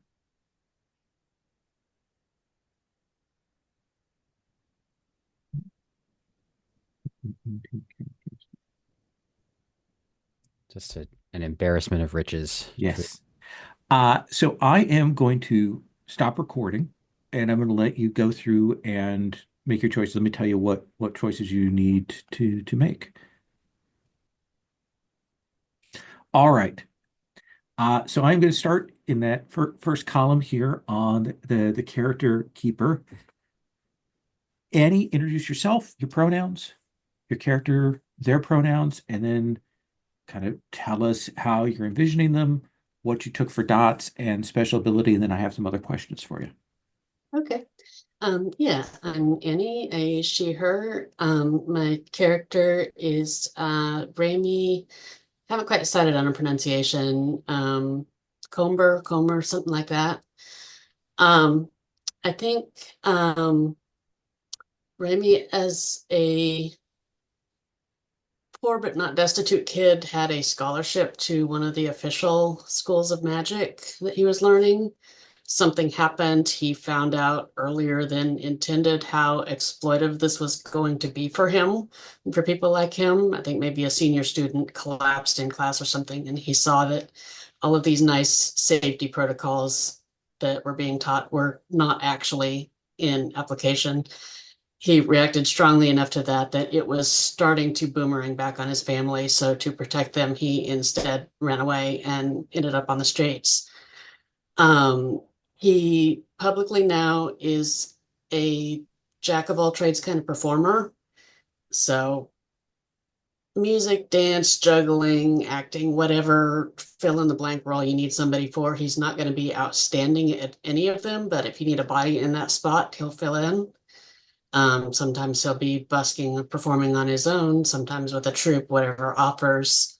Um, Officially the same on a criminal level. He's a warm body, he's a lookout, he's a courier, he's nothing special. Um, Very few people in either world know that he has a knack for illusion. That's the ghost trick special ability where he can invoke illusions to fool a single sense, multiple senses. He can add complexity, add difficulty for more stress. So he will use those on particular jobs, jobs within the crew, and he will use those on particular artistic projects of his own, which tend toward uh, big, splashy, subversive street art, if you can get away with it, and possibly also something towards subversive music or noise music, something in that direction. We'll see how it develops. Do you think your parents knew that you're still alive? Mm, I think they do. I think they're rarely in contact. One thing I want to decide is which way I want to go with Vice. I Hmm. was originally thinking that obligation and supporting his family in some way might be the way to go. But there's also that artistic fugue Yeah. ability down the road that looks really intriguing. So I may go that direction with Vice instead, but I do think they know. Okay. Uh, like it sounds to me like your family is a local family. Mhm. Okay. I Uh, think they're local. I think his appearance may be a little bit off the norm in some way. They're darker, lighter, looks like he comes from somewhere else. okay. But as far as he knows, they've been here for several generations. So what uh what you said you got a scholarship, so what kind of sort of class or background does that mean? Were they merchants, laborers, academics, a mix of that? Like what do you think is for that? I think low level government or business, maybe coming out of a labor background, but had worked up to being clerks or something, um, enough to catch the notice of someone up above and qualify as one of the good ones to be supported. Okay. Um, what what is that neighborhood like that you grew up in? What's something interesting or unique or different about it? Mhm. Um, I think it's on the border between types of districts. Okay.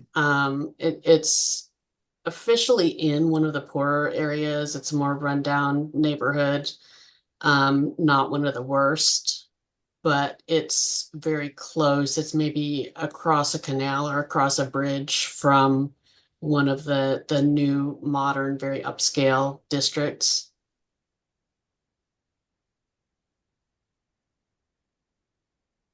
Uh, do you think that was that is that a newly built district or a district that was uh, revitalized? I think it was revitalized. I think it Okay. was one that took a lot of damage in the fighting a while back. Okay. And rather than rebuild as it was, they completely tore it down and put up something new.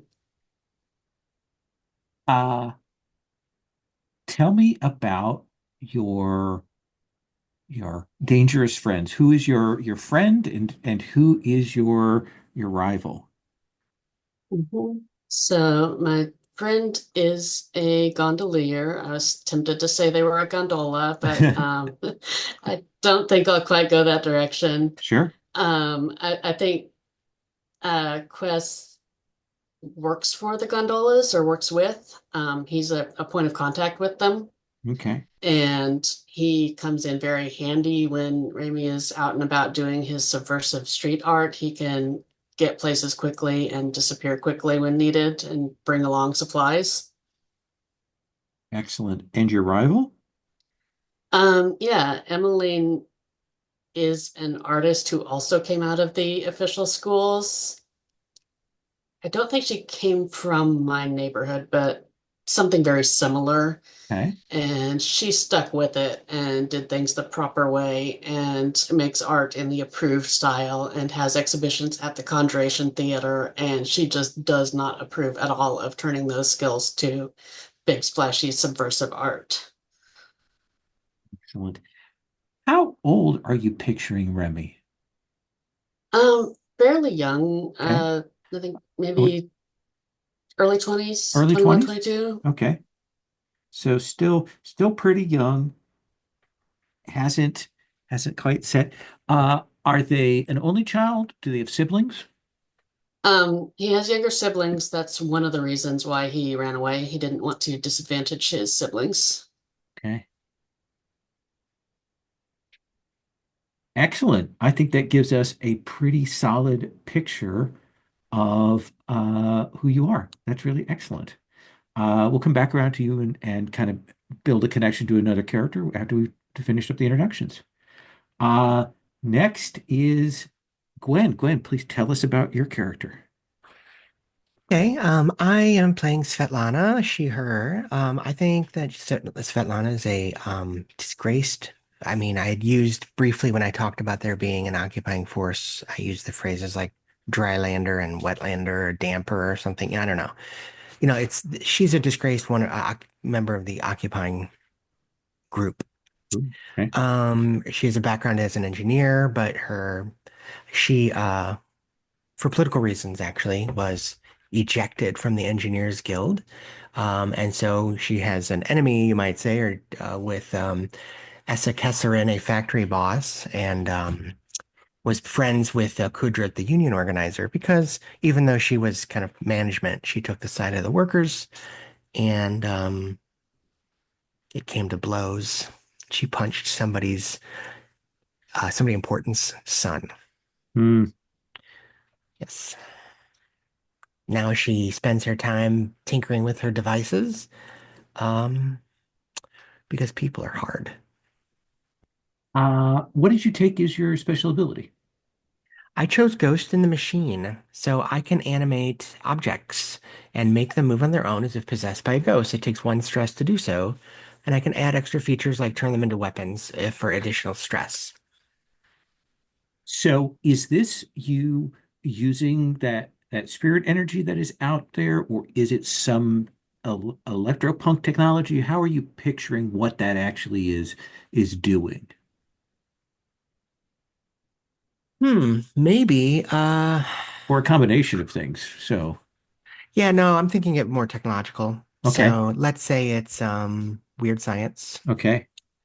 And I can, whatever, charge energy and imbue it into an object and manipulate it through resonant fields that I emit from my emitter, that sort of thing. Okay.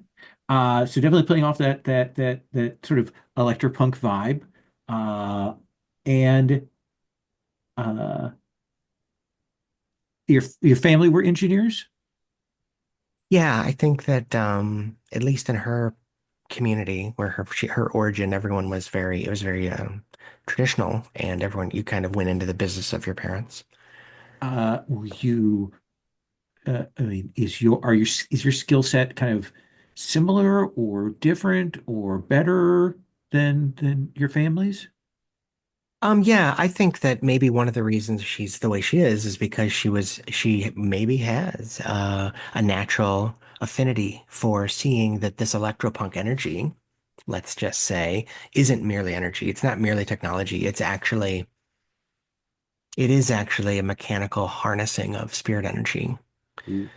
And so it actually drains spirits in the region in a way. And so she feels like she needs to ask permission from them and from the object she's talking to, manipulating before she does so. And no one else would thought, everyone thought she was off a rocker for that. So Okay.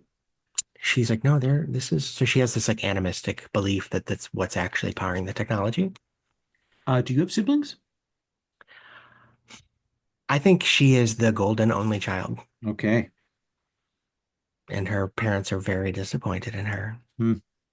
And so kind of grew up, in a neighborhood in the drylander sort of higher end occupational. What is your vice? This one I was struggling with. Yeah. I actually find I this the toughest call it is. when I make these characters. I think it's luxury. I think she misses the luxuries of being in the upper of the drylanders. And I mean, whatever, I grew up on Cyberpunk, so I automatically think the rich people live up in the sky and we're down in Okay. the muck at the bottom of the of these, I don't know, trees, bayou trees, you know. And so I miss like, oh, dry socks and I'll pay extra for those and oh, a hot bath of clean water, etc. And how old are you picturing her? She's relatively young, so she's Okay. been kicked out of the academy or whatever, so she might be 20, Okay. 22, So maybe. that just barely an adult kind of thing. Thinks they're an adult, but haven't Hmm. is not a fully formed person yet. Okay. Yes, don't push too hard, or the house of cards will collapse, and she doesn't know what she wants or who she is. Awesome. Awesome. Great. I think that gives us a good sense of who you are. We'll come back around to you to get a relationship connection. Next is David. Yeah, so I am playing as this is a little bit of a strange call. I'm not sure if I want to commit to this, but I'm thinking at Sure. least at first that my character doesn't really know their given name. They go by the alias Cogito. And my thinking is, and I'm stealing a little bit, I think, or maybe there's a parallel process going on with Gwen here, but I think that it's the same thing where I kind of come from this sort of upper city sort of background. So up closer to the sky, which is more of an aristocratic sort of background. I think that I have a rich or academically or educated family, academically oriented educated family, probably was involved in biotech and chemical engineering. As a youth, teenager, early adult, kind of going through the standard educational battery, I think that at some point I uncovered some kind of horribly unethical experiment or conspiracy that was going on that utilized people from the bayou and the lower muck, essentially as cattle and experiments or vessels for experimentation. Um, One thing leads to another, and I end up essentially breaking away from the upper crust. I fall in. I think I would like to further flesh these people out, but I love the idea of falling in with the philosophical zombies, that Okay. faction. And I think during the course of my time with them, probably voluntarily and maybe somewhat accidentally, I went deep into biochemical modification of myself, to the point where I am vaguely aware that I had a name, but no longer fully remember it. I think that I am essentially genderless at this point and only vaguely identify as human at all, much less somewhere on a gender binary. Um, and That's kind of where I'm at with. I feel like I'm sort of loosely or maybe closely, depending on how we want to do setting, affiliated with these zombies, trying to find a way to beat the bad guys at the top.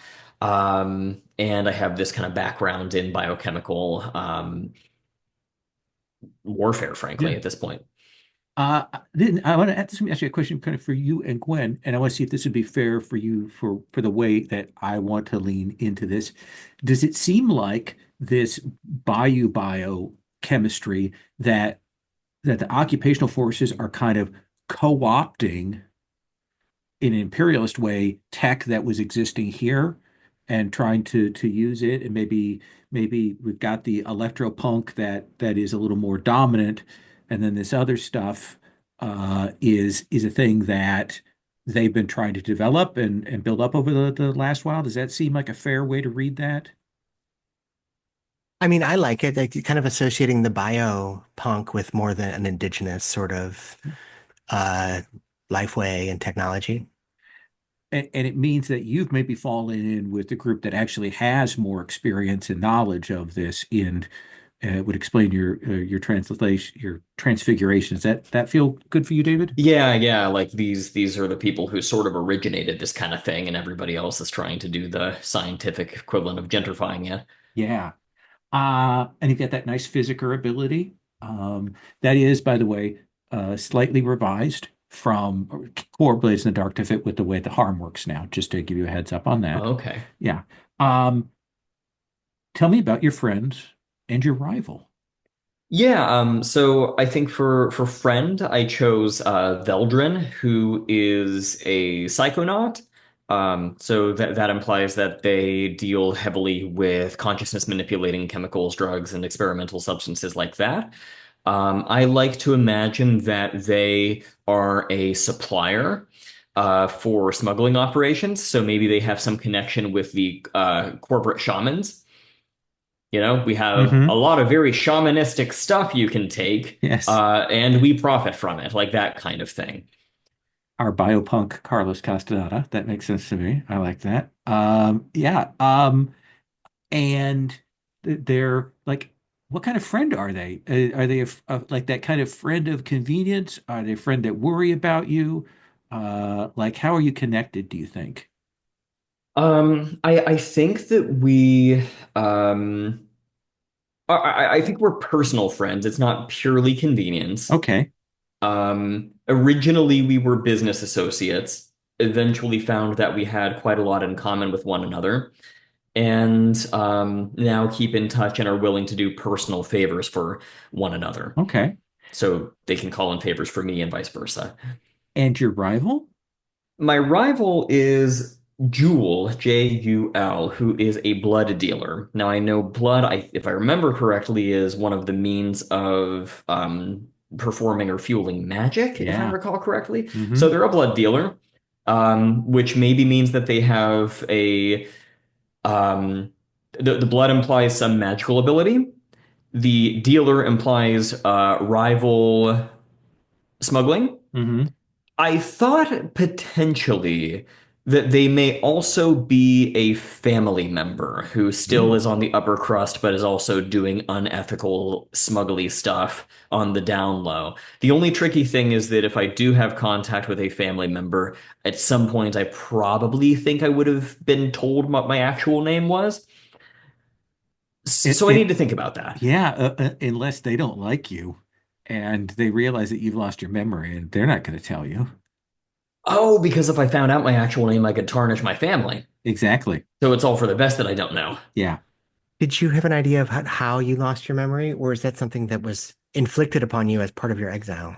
I think it was I mean, I wouldn't have done it on purpose, I'll put it that way. So I'm thinking something that was either inflicted or accidental. Okay. Yeah. That's one of those we'll play to find out, I think, in some ways. I dig it. What is your vice? I wanted to ask you, what is weird? Weird. And let me see if I can find the descriptor for that in here. Uh, you experiment with strange essences, consort with rogue spirits, observe bizarre rituals and ta or taboos, etc. Let's do that one, because I Okay, do. yeah, that All of the that above. certainly fits with what you've got there. I love it. Excellent. I think that gives a good sense of who you are, which brings us to our devious mastermind. Yeah, so this is Lee Arthur Betancourt. Betancourt, if you're from the uh old country. He is the spider. He is a devious mastermind, and he is a class trader not once but twice. One, two. He's a local boy from the, as we said, the kind of like dregs or under tiers of society who, out of a sense of ambition or just feeling different, uh, actually enlisted with the occupying military government, um, and was trained as an officer. Um, after sort of serving his time, I think he became one of these sort of much vaunted architects that we have spoken so much about already. Um, and I think he has a sort of preoccupation or even obsession with certain class trappings that only a kind of upper upper level middle management guy can have. Has never really been like wealthy, but had Hmm. kind of in close enough proximity to wealth to have like absorbed some of the class signifiers. But the difference between him and them became especially clear when I think that there was like an industrial accident or he was exposed to this like toxic miasma. Um, and the people who he had sort of considered, um, closest to him didn't lift a finger to help him. Hmm. Um, and so he was cast down once again to the bottom rungs of society. Um, Not at home here, not at home there. So he has this sort of obsession with details, um, with every aspect of something, whether it's an outfit or a plan or a kind of, whether that's a plan for a job or a plan for a building being just, absolutely polished.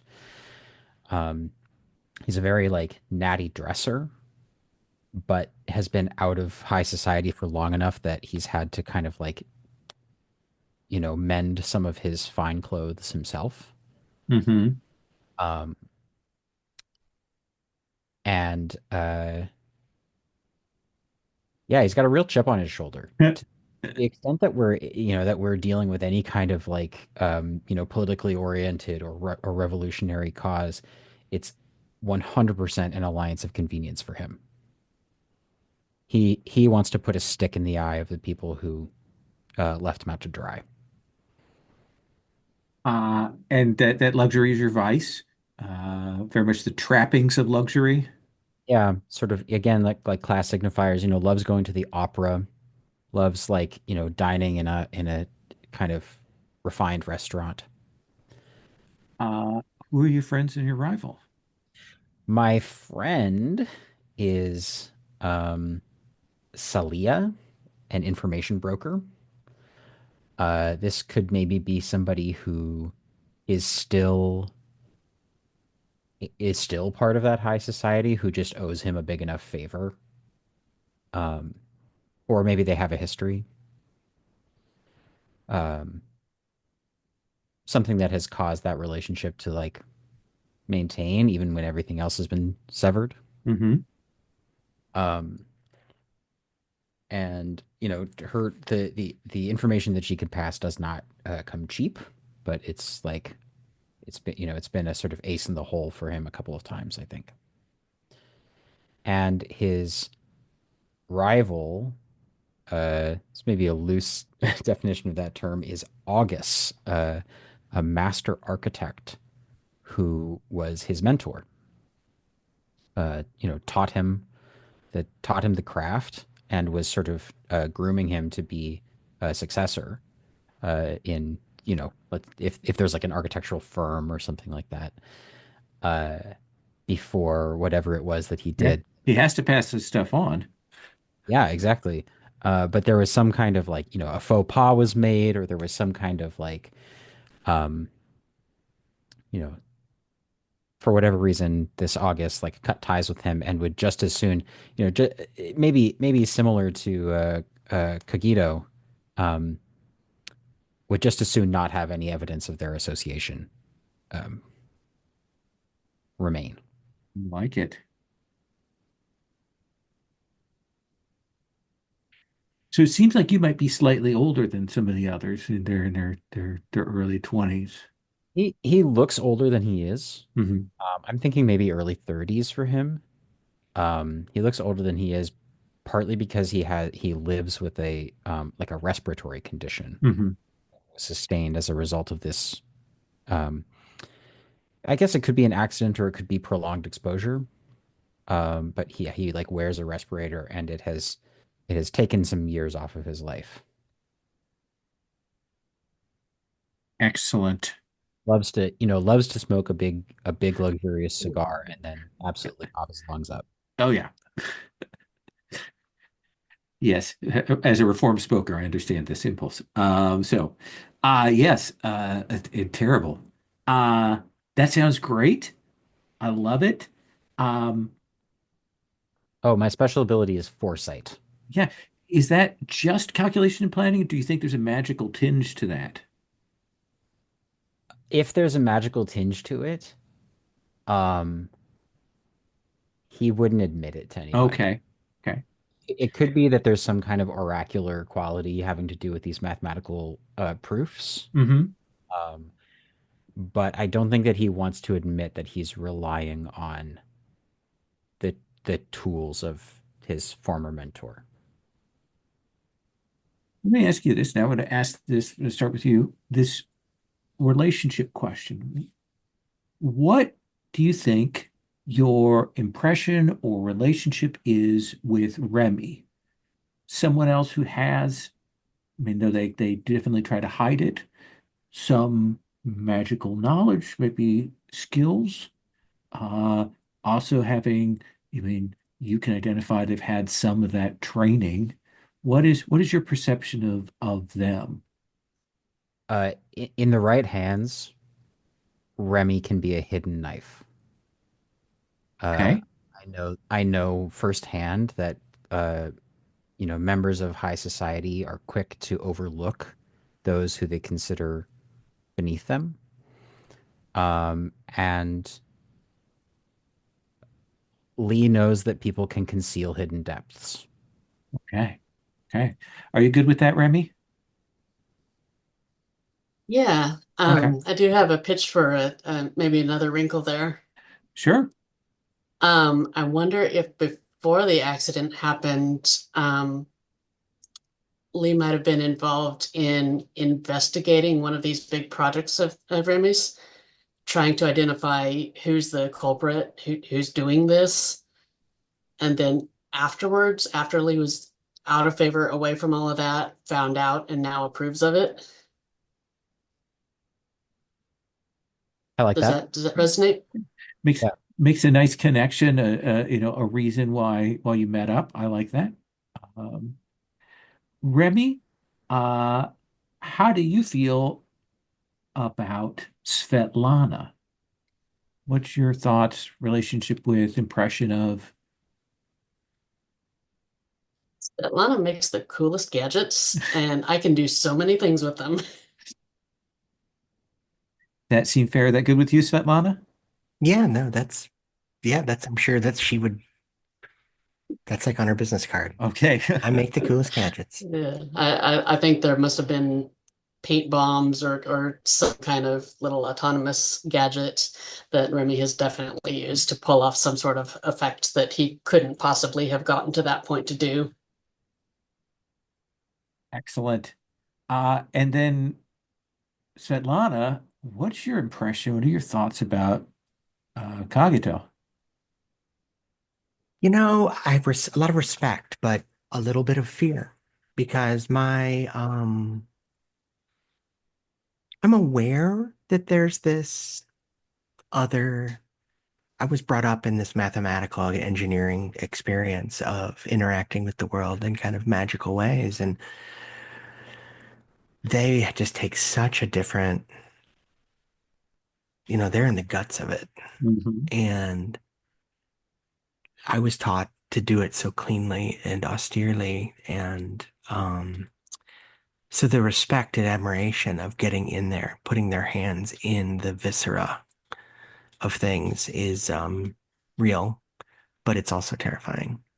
I have this image that, she might have initially worried, like, they just kind of like, can they just like pull out my organs or, like all of the like like inaccurate boogeyman stories that like she might have heard growing up as a little girl about the wetlanders or the Mhm. people in the muck. Um, she arrived and when she got to know them, she was like, oh, so some of them are true. So yeah, you're the boogeyman. Okay. And then can I get to what is your relationship or interaction with or impression of Lee Arthur? I think I view them as someone who very much anchors me.